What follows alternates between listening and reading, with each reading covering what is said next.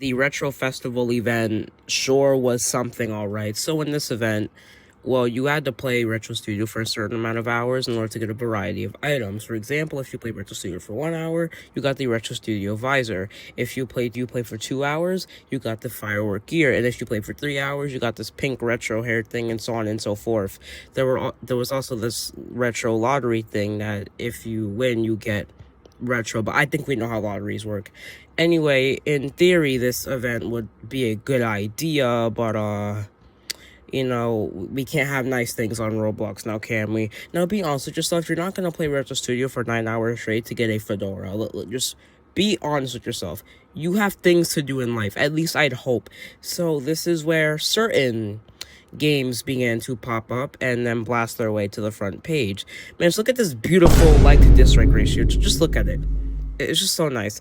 Also, not to mention that the Retro Grinder game got nearly 4,000 minutes in the span of less than 48 hours. How do you guys not realize that you could just turn on your auto clicker and let your computer run all night?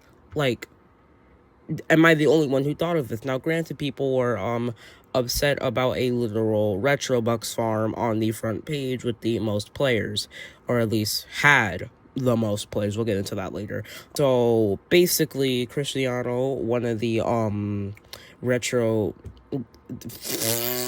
I need to speak better. Okay, one of the Retrostudio developers said, yeah, we don't really care. They just have to say that they're not associated with us, which also caused more people to get upset.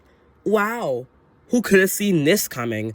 This then caused Horrific Housing and Forsaken Z, games that have been on the front page for like the entire week now, which in Retrostudio numbers, that's like 3 years or so. So, yeah.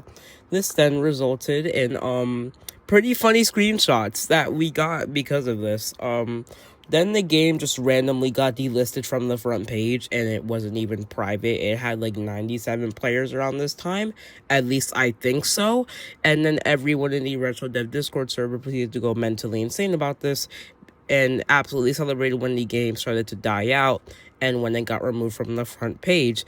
And then for some reason, not even like 10 minutes later, it came back onto the front page.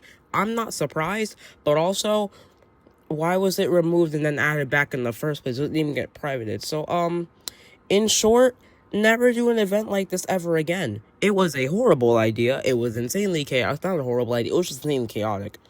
Like, how did this happen? Anyway, that's really it. Bye.